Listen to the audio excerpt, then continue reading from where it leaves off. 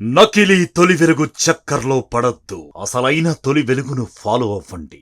BJP senior నేత మల్కాజ్గిరి లోక్సభ అభ్యర్థి ఈటెల రాజేందర్ మనతో ఉన్నారు. ఆయనతో మాట్లాడదాం. రాజేందర్ గారు, మల్కాజ్గిరి లోక్సభ స్థానం నుంచి మిమ్మల్ని గెలిపించడానికి కేసీఆర్ మోడీ దగ్గర సుపారీ తీసుకున్నారు. మీరు కూడా కేసీఆర్ సహకారంతో గెలవడానికి ప్లాన్ చేస్తున్నారనేది తాజా ఆరోపణ. మీ సమాధానం ఏంటి? అంటే మతి లేని వాళ్ళు, జ్ఞానం లేని వాళ్ళు చేసే ఆరోపణ తప్ప ఇది సుఫారీ ఏంది, దీన్ని గెలిపించాలని ప్రాధేయపడేంది, వాళ్ళు నన్ను గెలిపించలేంది ఉంటుందా అండి? ఇట్లా ఎక్కడైనా ఎవరికి వాళ్ళుగా బరిగీసి కొట్టాడేటువంటి ఈ ఎన్నికల్లో ఇట్లాంటి పిచ్చి ఆరోపణలు మంచివి కాదు. మీరు ఒక్కలే కాదు, మీతో పాటు మరో నలుగురు బీజేపీ అభ్యర్థిని గెలిపించడానికి కూడా కేసీఆర్ సుపారీ తీసుకున్నాడని చెప్పేసి స్వయంగా ఈ రాష్ట్ర ముఖ్యమంత్రి రేవంత్ రెడ్డి ఆరోపించారు. ఆయన ముఖ్యమంత్రి గారు అయిన తర్వాత బాధ్యతాయుతంగా మాట్లాడాలి. ఏదైనా మాట్లాడితే సమాజం కూడా యాక్సెప్టెన్స్ రావాలి తప్ప, ప్రజలు ఆమోదించాలి తప్ప అసహించుకుంటూ నవ్వుకుంటున్నారు ఆ మాటలు చూసి. అంటే బీఆర్ఎస్ బీజేపీ మధ్య ఒక అండర్స్టాండింగ్ ఉందనేది అసెంబ్లీ ఎన్నికల ముందు కూడా బాగా ప్రచారం జరిగింది. ఇప్పుడు కూడా అదే ప్రచారం జరుగుతోంది. ముఖ్యంగా కేసీఆర్ కానీ, హరీష్ రావు కానీ, కేటీఆర్ కానీ కాంగ్రెస్ నాయకుల మీద విమర్శలు చేస్తున్నారు తప్ప మోడీ కానీ ఇతర బీజేపీ నాయకుల మీద ఎట్లాంటి ఆరోపణలు చేయట్లేదు అనేది కాంగ్రెస్ వాళ్ళ వాదన. శాసనసభ ఎన్నికలలో అది వర్కౌట్ అయింది వాళ్ళకి. సోషల్ మీడియా కావచ్చు, మీడియా కావచ్చు, విపరీతం దాడి చేసి బీజేపీ బీఆర్ఎస్ ఒకటే అని చెప్పి నమ్మించడంలో కొంత సఫలం కావచ్చు, తద్వారా లబ్ధి పొందొచ్చు. కానీ ఇవాళ పార్లమెంట్ ఎన్నికల సందర్భంలో మేము కూడా అలర్ట్గా ఉన్నాము. 2-3 నెలల నుంచి పనిచేస్తున్నాం గ్రౌండ్లో. ఎక్కడ ఆ భావన లేదు. ఏమైనా అండర్స్టాండింగ్ ఉందా బీఆర్ఎస్ బీజేపీ మధ్యలో? ఎట్లుంటుందండి? ఎందుకు ఉంటుందండి? మేము బాధ్యత చెప్తున్నాం. బీఆర్ఎస్ పార్టీ ఇవాళ మెల్లమెల్లగా కనుమరుగైపోతున్న పార్టీ. భారతీయ జనతా పార్టీ రేపు ప్రజలకు నాయకత్వం వహించేటువంటి స్థాయికి వచ్చేటువంటి పార్టీ. ఇలా కాంగ్రెస్ పార్టీ దేశవ్యాప్తంగానే కనుమరుగవుతున్న పార్టీ కాబట్టి ఇలా మాకేం అండర్స్టాండింగ్ ఉంటుంది? మాకు మేముగా మా సొంత కాళ్ళ మీద మా పార్టీని గెలిపించుకునేటువంటి సత్తా, శక్తి ఇవాళ మాకుంది. ఈటెల రాజేందర్ నాన్ లోకల్ మల్కాజ్గిరి నియోజకవర్గానికి. షామీర్పేటలో ఆయనకు ఇల్లున్నా కూడా ఆయన కార్యక్షేత్రం అంతా కూడా గత 3 దశాబ్దాలుగా కరీంనగర్ జిల్లానే. మీకు సమాధానం ఏంటి? ఈ ప్రచారం జరుగుతోంది బయట. ఈటెల రాజేందర్ అంటానికి ఇంకా గట్లాంటి చిన్నగా మాట్లాడేటోళ్ళు కురుస మనసులు మాట్లాడతారు తప్ప నాకు లోకల్టీ ఏంటండి? నేను ఆదిలాబాద్ నుంచి మొదలుపెట్టి ఆలంపూర్ వరకు, భద్రాచలం నుంచి మొదలుపెట్టి పరిగి వరకు ఏ జిల్లాకు పోయినా, ఏ నియోజకవర్గానికి పోయినా ఒక 5 నిమిషాలు ఆగితే 50 మంది నాతో ఫోటో దిగి. మీరు ఎప్పుడు ఇక్కడ పని చేయలేదు కదా, మీకు ఇక్కడ పరిచయాలు కానీ మిమ్మల్ని ఓన్ చేసుకుంటారు ఈ ప్రజలు? అసలు నేను ఒక్క దగ్గర కాదండి, యావత్ తెలంగాణ పనిచేసిన నేను. మంత్రిగా ఉంటే ఒక కాన్స్టిట్యూన్సీకి పనిచేస్తారా చంద్రబాబు గారు?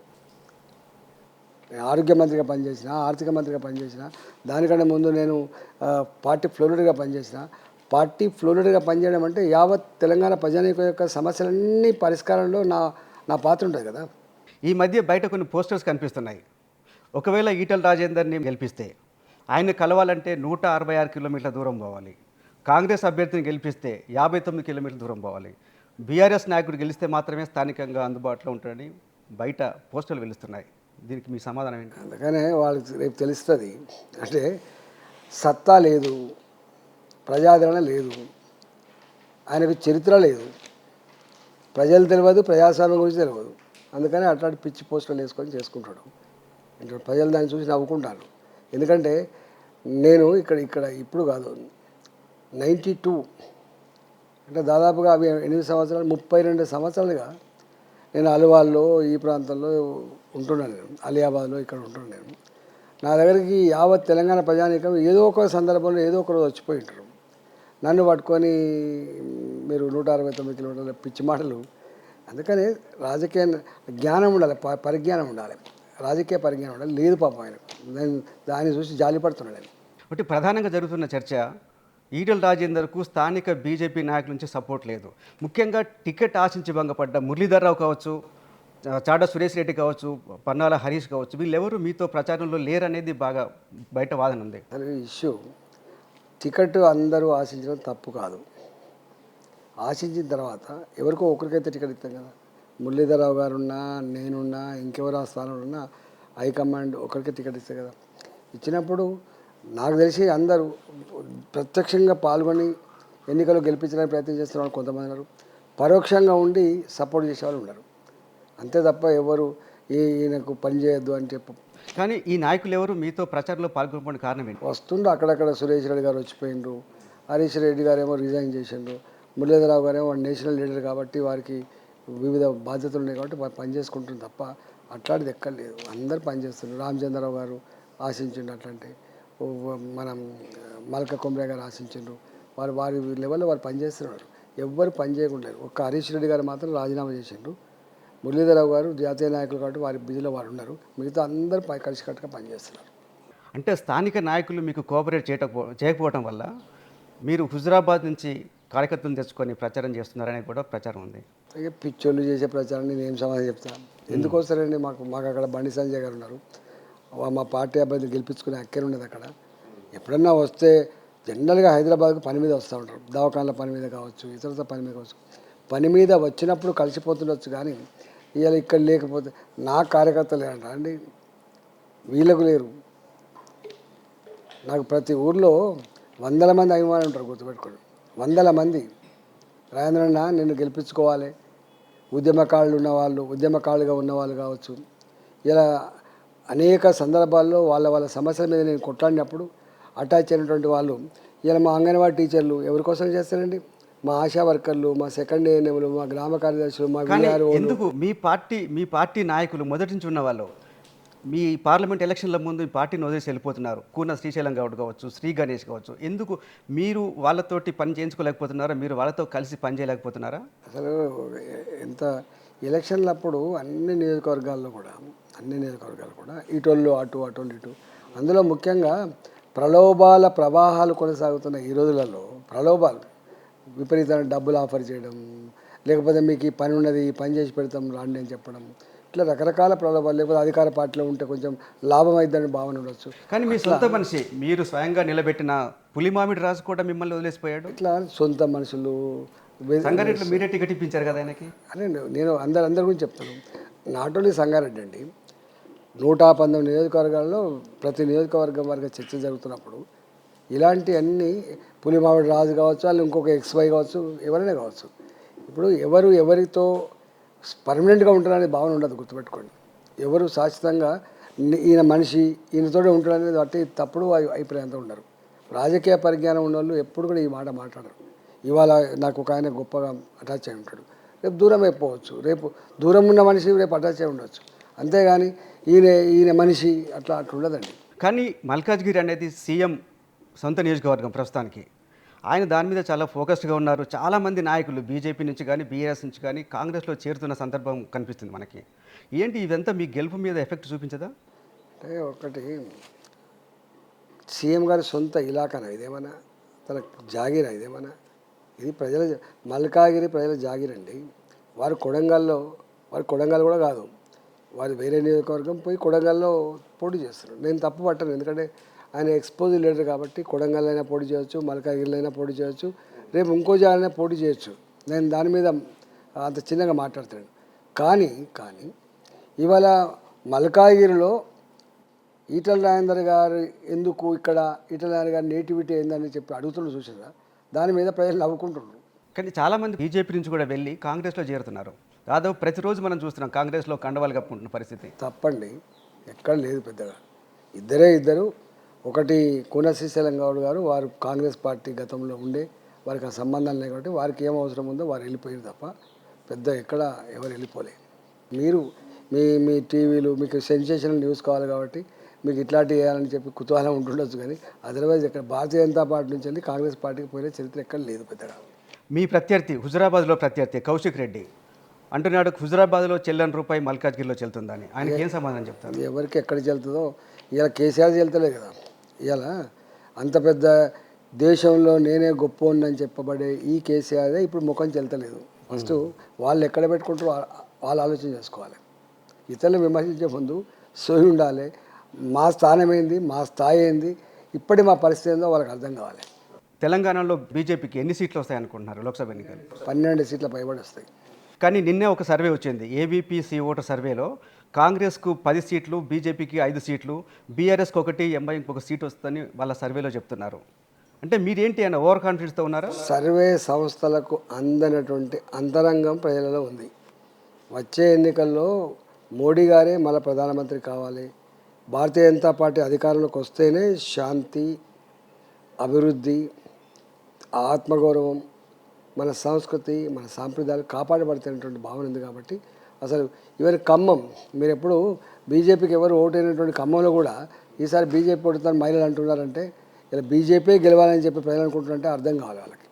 అసలు ఒక తెలివని ఒక అండర్ కరెంట్, ఒక తెలివని అనేక రకాల శక్తులు ఇలా బీజేపీ గెలుపు కోసం ప్రయత్నం చేస్తున్నాయి. బీజేపీ జాతీయ నాయకులు నడ్డా కావచ్చు, మోడీ కావచ్చు, అమిత్ షా కావచ్చు, ఎప్పుడు వచ్చినా కూడా మీ మీద ప్రత్యేకమైన ఫోకస్ ఉంటుంది. మీ దగ్గర మీకు చాలా ఇంపార్టెన్స్ ఇస్తారు. అంటే పార్టీలో ముందు నుంచి ఉన్న వాళ్ళకంటే మీకు ప్రాధాన్యత ఇస్తుంది. ఏం జరిగింది? ఏం చేస్తున్నారు మీరు? అంటే అట్లా తప్పండి. అందరి మీద ప్రేమ ఉంటుంది, అందరినీ ప్రత్యేకంగా మీ దగ్గరకు వచ్చి మిమ్మల్ని పలకరించి మీతో ప్రత్యేకంగా మాట్లాడుతుంటారు. అందరితో మాట్లాడతారు గట్లేమో, అది మీ పర్సెప్షన్ కావచ్చు. కానీ మా నాయకులు అధినాయకత్వం అందరి పట్ల సమభావన, అందరూ బాగుపడాలని, అందరూ గెలవాలని, అందరూ ఎదగాలని కోరుకుంటారు మా పార్టీ. ప్రజల్లో ఉన్న అవగాహన మీకు ప్రత్యేకమైన ప్రాధాన్యత ఇస్తున్నారనేది బహుశా ఇదే ఏమన్నా మీ పార్టీ రాష్ట్ర నాయకుల్లో మీ పట్ల ఏమన్నా ఈర్ష్య, ద్వేషం పెరిగే అవకాశం ఏమైనా ఉందా? ఈర్ష్య లేదు, ద్వేషం లేదు. ఏముందని చెప్పి ఈర్ష్య ఉంటుంది? మీకు నాయకత్వం అంతా ప్రాధాన్యత ఇవ్వటం అనేది చాలామంది నచ్చకపోవచ్చు కదా. అదంతా తప్పు. బీఆర్ఎస్ పార్టీ ఎమ్మెల్సీ కవితను ముందు ఈడీ అరెస్ట్ చేసింది, ఆ తర్వాత సిబిఐ అరెస్ట్ చేసింది. ఈ అరెస్ట్ మీకేమైనా ఉపయోగపడుతుందా రాజకీయంగా? మాకేం ఉపయోగం అండి? అదంతా రొటీన్గా జరిగినటువంటి సంఘటనలు చట్టబద్ధంగా లేనప్పుడు తప్పకుండా చట్టం తన పని చేసుకోపోతుంది కదా. కానీ అసెంబ్లీ ఎన్నికలకు ముందు ఈ కవితను అరెస్ట్ చేసి ఉంటే పార్టీ బెటర్గా పర్ఫామ్ చేసేదనే వాదన కూడా మీ పార్టీలో ఉంది. అందుకోసమే ఏమన్నా కవితను అరెస్ట్ చేయడం జరిగిందా? దాంతో శాసనసభ ఎన్నికలకు కానీ, పార్లమెంట్ ఎన్నికలకు కానీ కవిత అరెస్ట్ మాకు సంబంధం లేదు. కవిత అరెస్టు వాళ్ళ సిబిఐఓ, వాళ్ళ ఈడీఓ వాళ్ళు చేసిన పనుల మీద ఆధారపడి విచారణ ఉంటుంది తప్ప, దాని మీద ఆధారపడి చర్యలు ఉంటాయి తప్ప మాకేం సంబంధం అండి. కవిత లిక్కర్ కేసులో ఉన్న విషయాన్ని మొట్టమొదటిసారి బయటపెట్టింది బీజేపీ నాయకులే. ఢిల్లీ ఎంపీ మొట్టమొదటిసారి చెప్పారు. సరే, ఎవరు చెప్పినా కూడా ఒకటైతే సత్యం, ఇన్వాల్వ్ అయిండ్రు అనేది మాత్రం నిర్ధారించబడ్డది. దీంట్లో ఎవరు తప్పించుకోవడానికి ఆస్కారం లేదు. అంతకుముందు ఈడీ ఏంది, బోడీ ఏంది, రాజకీయ కక్ష, ఇవన్నీ చెప్పినరు. ఇలా కోర్టు ఉంది కదా, సుప్రీంకోర్టు అంటే చట్టబద్ధంగా ఉన్నటువంటి, చట్టబద్ధంగా ఎన్నుకోబడినటువంటి ప్రజాప్రతినిధులు చట్టాన్ని గౌరవించకపోతే ఎట్లా? చట్టాల మీద విశ్వాసం లేకపోతే ఎట్లా చెప్పండి? ఇవాళ మేం కాదు కదా. ఒకవేళ నిజంగానే వాళ్ళకి తప్పు చేయలేదు, సుప్రీంకోర్టు ఉంది. ఇవాళ అన్నీ నిర్ధారించుకున్న తర్వాతనే. కరీంనగర్ చెందిన మంత్రి పొన్నం ప్రభాకర్ మోడీ 10 ఏళ్ల పాలనలో అభివృద్ధి జరగలేదు, కేవలం దేవుణ్ణి, మతాన్ని అడ్డుపెట్టుకొని ఓటు దండుకునే ప్రయత్నం చేస్తున్నారని ఆరోపించడమే కాదు, ఒకరోజు దీక్ష కూడా చేశారు. ఆయనకు మీరు ఇచ్చే సమాధానం ఏంటి? ఇప్పుడు నేను 4 విషయాలు చెప్తా. ఒకటి, వారు రూరల్ పార్లమెంట్లో ఇంతకుముందు సభ్యుడిగా ఉండే, దేశం మొత్తంలో మహిళలకు బహిర్భూమి పోవడానికి రోడ్ల పక్క వంటి, రైల్వే పట్టాల పక్క వంటి పోయేదండి. మీకు తెలుసు, మనిషి మళ్ళీ వస్తే సిగ్గుతో లేచేటువంటి దౌర్భాగ్య పరిస్థితి. అట్లాంటి 75 సంవత్సరాల తర్వాత ఇవాళ మోడీ గారు మహిళల ఆత్మగౌరవం పెరగాలి, మహిళలకు బహిర్భూమి కూడా కట్టేయాలి అని చెప్పి స్వచ్ఛ భారత్ తీసుకొచ్చి 12 కోట్ల ఇళ్లలో టాయిలెట్ కట్టించింది. మరి అంత డబ్బు ఇంపార్టెంట్ కాదు, ఇష్యూ, సమస్య ఎంత ఇంపార్టెంట్. ఇప్పుడు ఎంత పెద్ద మనిషి అయినా అసలు న్యాచురల్ కాల్ కోసం ఎంత ఇబ్బంది ఉంటుందో మీకు తెలుసు. అందులో మహిళలు వెనకటి లెక్క కంచెలు లేవు కదా. ఇప్పుడు మీరు రూరల్ ఏరియా నుంచి వచ్చిండ్రు, వెనకటి లెక్క కంచెలు ఉన్నాయా ఊళ్ళని చెప్పండి? బాయిగడ్డలు ఉన్నాయా? సాటు ఉందా చెప్పండి? ఇలా ప్రతి ఇంచు భూమిని కూడా వ్యవసాయం చేసుకుంటున్న సందర్భంలో ఇవాళ ఎవరు ఆలోచన చేసినండి? ఇది ఒక్కటి చాలా, అంటే సమాజం పట్ల ప్రధానమంత్రి మోడీ గారికి ఉన్న కమిట్మెంట్. రెండవది, ఇవాళ నేషనల్ హైవేస్ ఉన్నాయి. నేను చెప్పడం కాదు, కేసీఆర్ గారు అసెంబ్లీలో మాట్లాడిన తీసుకోండి.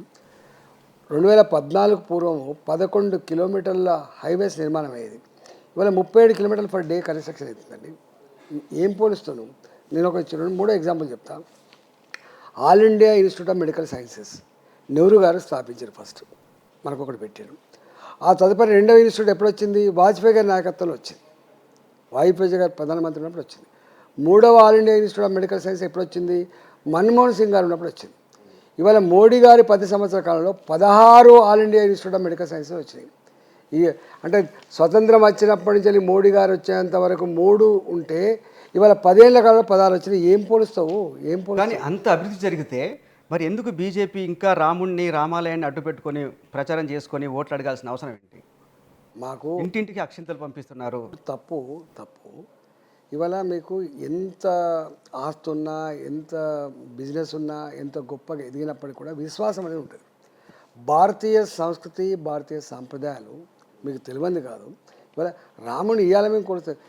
మొత్తం ప్రపంచానికే 2 ఇతిహాసాలు అందించిన దేశం భారతదేశం. ఒకటి రామాయణ ఇతిహాసం అందించింది, ఒకటి మహాభారత ఇతిహాసం అందించింది. మహాభారతంలో శ్రీకృష్ణుడు ఎంత గొప్పగా చెప్తాడు అనేది ఇవాటికి లైవ్ ఉంటుందండి. అంటే రాజులు ఎట్లుండాలి, రాజ్యం ఎట్లుండాలి, ప్రజలు ఎట్లుండాలి, రాజుకు ప్రజలకు సంబంధాలు ఎట్లుండాలి, ఇవన్నీ. కానీ పుత్రవాత్సల్యం ఎంత నష్టం చేస్తుంది. రామాయణం ఇతిహాసం ఎంత గొప్పగా చెప్పింది చూడండి. ఎన్ని వేల సంవత్సరాల క్రితం రామాయణం రాముడు వేల సంవత్సరాలుగా ఉంటే ఇప్పుడు ఎందుకు అది పొలిటికల్ ఇష్యూ అవుతుంది? ఇప్పుడు ఎందుకు బీజేపీ తమ ఎజెండాగా మార్చుకుంది? ఎజెండాగా మేమేం మార్చుకోలేదు. మా ఎజెండాలో 2 ఉన్నాయి. ఒకటి, ఒకే దేశం ఒకే చట్టం అనేది ఈ దేశం అమలు కావట్లేదు. జమ్మూ అండ్ కాశ్మీర్ ప్రతిసారి ప్రపంచ వేదికల మీద అదొక ఇష్యూ అవుతున్నది. మా భూమి గురించి, మా రాష్ట్రం గురించి, మా ప్రజల గురించి మాట్లాడే హక్కు మీకు ఎవడిచ్చిందని చెప్పి ఇలా 370 ఆర్టికల్ తీసి పక్కకు పెట్టి ఇలా అక్కడ కూడా స్వేచ్ఛ, స్వతంత్రం, ఇలా భారతీయత ఇవాళ మా 3 రంగుల జెండా బాధ్యత ఎగురుసుకునే స్థాయికి వచ్చింది. ఇవాళ నా జమ్మూ అండ్ కాశ్మీర్ కూడా స్విట్జర్లాండ్ లాంటి ప్రాంతంగా డెవలప్ అయిందని చెప్పి భావిస్తున్నాం. నెంబర్ 1. నెంబర్ 2, ఇవాళ ఎందుకు మాట్లాడినాం? 500 ఏళ్ల క్రితం కోల్పోయినటువంటి మా రామ మందిరాన్ని నిర్మించి తీర్చమని చెప్పినాం. ఇవాళ అవకాశం వచ్చింది, బ్రహ్మాండంగా నిర్మించడం. ఇవాళ దాన్ని దేశ ప్రజానీకానికి మంచి జరగాలని చెప్పి మీకు తెలిసి ఎక్కడ గుడిని స్థాపించుకున్నాం, మొత్తం పెద్ద ఎత్తున పండుగ జరుగుతుంది. అట్లాంటి పండుగని దేశంలో జరిగింది. రాముడు అందరివాడు, బీజేపీ సొత్తు కాదు, రాముడిని మొక్కుదాం, బీజేపీని తొక్కుదాం అని చెప్పేసి బీఆర్ఎస్ నాయకుడు కేటీఆర్ పిలుపునిచ్చారు. ఏం చెప్పదలుచుకున్నారు? ఇట్లా ఈ అహంకార మాటలు ఇట్లాంటి మాట్లాడుకొని అదైంది. ఎప్పుడు కూడా ప్రజల విశ్వాసాలను అగౌరవపరిచే ప్రయత్నం ఎవరు చేయొద్దండి. ఇది మంచిది కాదు. అహంకారంతో కూడా రాముడు అందరివాడుగా ఎవరంటాలో అందరివాడు కాదని, ఎవరంటాలో ఎవరు కాదంటాలా, అందరివాడే రాముడు. కానీ నీవు రాముడి పట్ల నీకున్న అభిప్రాయం ఏంది, ప్రజలకున్న అభిప్రాయం ఏంది? రాముని మొక్కుదాం అంటున్నాడు. రాముని మొక్కుదాం, బీజేపీని తొక్కుదాం అనేది ఆయన నినాదం. ఎవరెవరిని తొక్కుతారో తెలిసిపోతారు రేపు ముందు. మోడీ, బీజేపీ అగ్రనాయకులు అందరూ కూడా పదే చెప్తుంటారు మేము అవినీతి మీద పోరాడతామని. కానీ ఎవరినైతే అవినీతి పరులుగా ముద్రేశారో అదే నాయకుల్ని పార్టీలో చేసుకొని వాళ్ళకే టికెట్లు ఇచ్చి వాళ్ళకే అందలం మీద ఎక్కిస్తే బీజేపీని నమ్ముతారా? నిజంగా వీళ్ళు అవినీతి మీద పోరాటం చేస్తున్నారని ప్రజలు నమ్ముతారా? ఇది ద్వంద్వనీతి కాదా? ఎక్కడ అట్లాంటిదైతే లేదు. నేను ఫర్ ఎగ్జాంపుల్ చెప్తాను. అశోక్ చవాన్ ఉన్నాడు. అశోక్ చవాన్ మీకు మహారాష్ట్రలో అపార్ట్మెంట్ కుంభకోణంలో ఉన్నాడు. అజిత్ పవార్ ఉన్నాడు. 25,000 బ్యాంక్ కుంభకోణంలో ఉన్నాడు. అట్లా ఇంకా నేను మీకు చాలా చెప్పగలుగుతాను. నవీన్ జిందాల్ ఉన్నాడు. మధు కూడా ఉన్నాడు. మధు కూడా ఇప్పుడు వాళ్ళ భార్య వెళ్ళి బీజేపీని కలిసిన తర్వాత ఆయన కేసులు తగ్గించే ప్రయత్నం జరుగుతుంది. గాలి జనార్దన్ రెడ్డి ఉన్నాడు. తపస్ రాయ్ ఉన్నాడు, లేటెస్ట్గా వెస్ట్ బెంగాల్ నుంచి. ఆయన కూడా బీజేపీలో చేరాడు. నవనీత్ కౌర్, ఆమె కులం సర్టిఫికేట్ వచ్చిన తర్వాత ఆమె ఇష్యూ తర్వాత ఆమె బీజేపీలో చేరింది. ఎందుకు అవినీతి పరుల్ని మీ పార్టీలో చేర్చుకొని వాళ్ళు పునీతులు అయిపోతారా మీ పార్టీలో చేరితే? మా పార్టీ మూల సిద్ధాంతం ఏం తెలుసా అండి? అవినీతి రహిత దేశం చేయాలని, అవినీతి రహిత పాలన కొనసాగాలని చెప్పి కోరుకునే పార్టీ.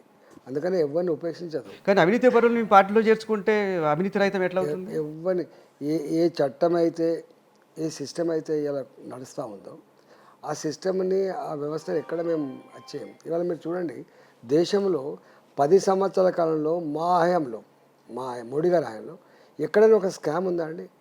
అంతకుముందు కోల్ స్కాములు, అంతకుముందు బోఫర్ స్కాములు, అంతకుముందు 2G స్కాములు. నేను అడుగుతున్నా, మోడీ గారు వచ్చిన తర్వాత 10 సంవత్సరాల కాలంలో ఎక్కడ కూడా ఒక స్కామ్ లేదు. గుర్తుపెట్టుకోండి, మా పాలసీ అది. ఇవాళ తప్పు చేసిన వాళ్ళని కూడా ఎక్కడ వదిలిపెడతారు గుర్తుపెట్టుకోండి. ముఖ్యమంత్రిని వదిలిపెట్టే ఢిల్లీ ముఖ్యమంత్రిని.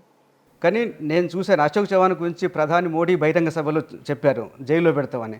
ఆయన్ని అదే మళ్ళీ మీ పార్టీలో చేర్చుకున్నాం. మేము ఎందుకు కాపాడతాం? ఒకవేళ నిజంగానే ఆయన తప్పు చేసి ఉంటే మేము కాపాడే ప్రసక్తి పనిమే కాదు. పార్టీలో చేర్చుకున్నారు, కాపాడటం కదా.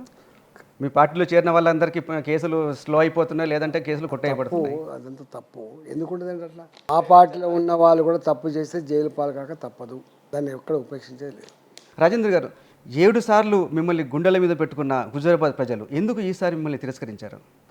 అనేక కారణాలు లేదు. దాన్ని చెప్పాలంటే అదొక పెద్ద సబ్జెక్టు. 2 రోజుల క్రితమే ముఖ్యమంత్రి చెప్పారు, తెలంగాణలో 14 లోక్సభ స్థానాలు వస్తే ముదిరాజులకి మంత్రి పదవి ఇస్తాను, ముదిరాజులందరూ సపోర్ట్ చేయాలంటున్నారు. రేవంత్ రెడ్డి మిమ్మల్ని టార్గెట్ చేశారా? అంటే రేవంత్ రెడ్డి గారికి నేను అనుకున్నా స్థాయి పెరిగిన తర్వాత ముఖ్యమంత్రిగా అయిన తర్వాత మాట్లాడే మాట విశ్వసనీయతగా ఉండాలి, ఆమోదయోగ్యంగా ఉండాలి తప్ప ఇట్లా ఇట్లా గాలి వార్తలు మాట్లాడదు. నేను అంటున్నా నిజంగానే రేవంత్ రెడ్డి గారికి ముదిరాజుల ప్రేమ ఉండి ఉంటే ఒక్కడే ఒకడు గెలిచిండు కదా శ్రీహరి గారు, ఎందుకు మంత్రి పదవి ఎవరు అడ్డుపడుతున్నారు నీకు? ఇప్పుడు ఇస్తానంటున్నాడు, 14 లోక్సభ స్థానాలు గెలిపించండి, మంత్రి పదవి ఇస్తాను. అర్థమైంది, 14 స్థానాలు వచ్చే ప్రసక్తి లేదు, మీకు మీకు మంత్రి పదవి ఇచ్చే ప్రసక్తి లేదని చెప్పి ముదిరాజ్ జాతిని అవమానపరుస్తున్నాడు, గుర్తుపెట్టుకోండి. అంటే గింత దుర్మార్గమా? గిట్లాంటి మాటలు నువ్వు మాట్లాడే మాటలు ఇలా ముదిరాజు ఏమనుకుంటాను అంటే 14 సీట్లు గెలిపిస్తేనే నువ్వు ముదిరాజుకు మంత్రి పదవి ఇస్తా అంటే అర్థం ఏంటి? 14 సీట్లు వచ్చేది లేదు, ముదిరాజుకు మంత్రి పదవి ఇచ్చేది లేదు. ఇది ముదిరాజ్ జాతి పట్ల నీకున్నటువంటి ప్రేమ. లోక్సభ ఎలక్షన్ తర్వాత రేవంత్ రెడ్డి బీజేపీలో చేరతాడని చెప్పి చాలామంది అంటున్నారు, ముఖ్యంగా బీఆర్ఎస్ నాయకులు. అట్లా జరిగే అవకాశం ఏమైనా ఉందా? తెలియదు. మీ పార్టీ ఎంపీ అరవింద్ కూడా అంటున్నారు, రేవంత్ మా మిత్రుడే, పార్టీలోకి వస్తే ఆహ్వానిస్తామని చెప్పి. మీరు కూడా అట్లా ఆయన వచ్చే అవకాశం ఉంటే ఆహ్వానిస్తారా? తెలియదు నాకు. మీ అభిప్రాయం ఏంటి? నేను గట్లాడదానికి కామెంట్ చేయను. నేను రేవంత్ రెడ్డి సర్కార్ ఏడాది కూడా పూర్తి చేసుకోదు, మధ్యలోనే కూలిపోతుందని చెప్పేసి బీఆర్ఎస్ నాయకులు అంటున్నారు, బీజేపీ నాయకులు అంటున్నారు. అట్లా కూలిపోయే అవకాశం ఉందా? ఆ ప్రభుత్వం 5 ఏళ్ళు కొనసాగాలని, ఇచ్చిన హామీలన్నీ కూడా అమలు చేయాలని చెప్పి కోరుకుంటున్నా. ప్రజాస్వామ్యంలో ప్రజలు మెచ్చే పద్ధతిలో వాళ్ళ ప్రవర్తన కానీ వారి పరిపాలన కానీ ఉండాలని కోరుకుంటున్నా. ఇక వాళ్ళు ఒకరికొకరు గుంజుకొని కుట్రలు చేసుకొని కూలగొడుతుంది. దానికి బీజేపీ నుంచి అయితే ఏం ప్రయత్నం జరగదు, ఆయన ప్రభుత్వాన్ని కూర్చోడానికి. మేమేం చేస్తాడు, మాకేం అవసరం అండి. అంటే ఏకనాథ్ షిండేలను తయారు చేస్తారనే వాదన కూడా వస్తుంది. ఏకనాథ్ షిండే మళ్ళీ చెప్తున్నా, ఏకనాథ్ షిండే గురించి తప్పుడు ప్రచారం జరుగుతుంది. కానీ ఏకనాథ్ షిండే ఇప్పుడు బాల్ ఠాకరే పార్టీ భారతీయ జనతా పార్టీతో కలిసి పోటీ చేసిండ్రు, మిత్రపక్షం కలిసి గెలిచిండ్రు. కలిసి గెలిచిన తర్వాత వారి స్వార్థం కోసం వారికి బద్ధశత్రువైన కాంగ్రెస్ పార్టీతో జతకట్టి ప్రభుత్వం ఏర్పాటు చేసిండ్రు. అక్కడి మహారాష్ట్ర ప్రజానికం దాన్ని యాక్సెప్ట్ చేయలే, విత్ ఇన్ ద పార్టీ కూడా యాక్సెప్ట్ చేయలే. వాళ్ళందరూ తిరుగుబాటు చేసి మన బద్ధశత్రువైన మన సిద్ధాంతాన్ని పక్కకు పెట్టి, బాల్ ఠాకరే గారి ఆశయాన్ని పక్కకు పెట్టి మీరు ఏ కాంగ్రెస్ పార్టీతో జతకట్టినో ఇది మంచిది కాదు, మేము ఎట్టి పరిస్థితులు కూడా మేము ఉండమని చెప్పి వాళ్ళందరూ బయటకు వచ్చింది తప్ప ఏకనాథ్ షిండే మేము సృష్టించలే. ఏకనాథ్ షిండే ఆ నిర్ణయం తీసుకునే కారకుడు, స్వార్థంతో కూడుకున్నటువంటి నిర్ణయం తీసుకున్న వాళ్ళ కారణం. ఓకే, అంటే మీరైతే ఏ పార్టీని చీల్చే ఉద్దేశం మీకు లేదు? నాకేం అవసరం అండి. ఓకే, గజ్వేల్ హుజురాబాద్ 2 చోట్ల ఓటిన తర్వాత మీకు మల్కాజ్గిరిలో గెలుపు అనేది డూ ఆర్ డై సిచ్యువేషన్. ఏమన్నా నర్వస్గా టెన్షన్గా ఉన్నారా? నాకేం టెన్షన్ అసలు. మేము ఎమ్మెల్యే కొత్తనా మంత్రి కొత్తనా అనేక బాధ్యతలు నిర్వహించిన మేము పవర్ మాంగర్స్ కాదు, అధికారం కోసం అరుడు సాచే వాళ్ళం అంతా కూడా కాదు. ఆల్రెడీ అన్నీ చేసుకోగలను. కానీ మల్కాజ్గిరిలో మీరు అనుకున్నట్టుగా టెన్షన్ అక్కర్లేదు, అస్పష్టత కూడా లేదు, స్పష్టత ఉంది. మల్కాజ్గిరిలో గెలిచే పార్టీ భారతీయ జనతా పార్టీ, ఎగిరే జెండా కాషా జెండా, అందులో ఏం అనుమానం లేదు. వాటిగా ఆశ దింపుడు కల్లంగాడ ఆశతోటి డబ్బులు ఖర్చు పెట్టచ్చు, నాయకులను కొనుక్కోవచ్చు, నాయకులు ప్రలోభ పెట్టచ్చు, నాయకులు ఎత్తుకపోవచ్చు, దౌర్జన్యం కూడా చేయవచ్చు. కానీ అది చెల్లదు. తెలంగాణలో గుర్తుపెట్టుకోండి, ప్రేమకు లొంగుతుంది తెలంగాణ సమాజం తప్ప దౌర్జన్యానికి, ధన ప్రవాహానికి, దుర్మార్గానికి లొంగదు. మీ కుటుంబం నుంచి ఎవరైనా రాజకీయాల్లోకి వచ్చే అవకాశం ఉందా? ఎవరైతే రాలే. ఇప్పుడు గతంలో మీ శ్రీమతి జమున గారి పేరు వినిపించింది, హుజురాబాద్లో పోటీ చేస్తారని. అసలు ఎవరికి ఇష్టం లేదు, గుర్తుపెట్టుకోండి. వచ్చిందా ఎక్కడన్నా ఎవరైనా నిర్మలంగా చూసినావా? అంటే ప్రచారంలో అయితే పాల్గొంటున్నారు, పాల్గొంటారు కదా. నేను పోటీ చేస్తున్నప్పుడు నా కోసం నాకు తీరకపోతే నాకు సపోర్ట్గా రాదా మా భార్య? చెప్పండి. పోటీ చేసే ఉద్దేశం అయితే లేదు, ఎప్పుడు లేదండి. మల్కాజ్గిరిలో గెలుపు కోసం మోడీ చరిస్మాని నమ్ముకున్నారా? ఈటెల రాజేందర్కు ఏమైనా ప్రత్యేకమైన ఎజెండా ఉందా? భలే అడుగుతున్నారు. ఈటెల రాజేందర్ అంటూ చరిత్ర ప్రతి ఇంట్లో ఉంటుంది. తెలంగాణ సమాజంలో 22 ఏళ్ళుగా 23 ఏళ్ళుగా ఉద్యమకారుడిగా, ఆర్థిక మంత్రిగా, కష్టకాలంలో కరోనా మంత్రిగా నన్ను గుర్తుపట్టని నేను తెలియని కుటుంబం లేదు, గుర్తుపెట్టుకోండి. కుటుంబం నేను స్పెసిఫిక్గా మల్కాజ్గిరి కోసం చేస్తానని చెప్పగలుగుతారా? రెండవది, ఇలా కేంద్రంలో వచ్చేది మోడీ ప్రభుత్వమే కాబట్టి ఇప్పటికే 10 సంవత్సరాల కాలం మోడీ చరిష్మా కావచ్చు, మోడీ గారు 10 సంవత్సరాల కాలం చేసుకున్నటువంటి పనులు కావచ్చు, అభివృద్ధి కావచ్చు, ఇవన్నీ కలగలిసే రేపు రిజల్ట్ వస్తుంది. ఒక్క ఈటెల గారి చరిష్మా లేకపోతే ఒక ఇది కాకుండా 10 సంవత్సరాల కాలంలో మోడీ గారు చేసిన ప్రతి పని కూడా కౌంట్ అయింది, అది రిజిస్టర్ అయి ఉంది. కాబట్టి ఇవన్నీ గిట్ల అవుతాయి. సరే, మోడీ ప్రభుత్వం వస్తుందని బాగా ప్రచారం జరుగుతుంది. మోడీ ప్రభుత్వంలో ఈటెల రాజేందర్ని మంత్రిగా చూసే అవకాశం ఉందా? తెలియదు. అలాంటి మీ ఆశ, కోరిక? ఈ ఆశలు మనం పెట్టుకుంటాం, అవసరాన్ని బట్టి వస్తాయి. ఓకే, థ్యాంక్ యూ రాజేందర్ గారు.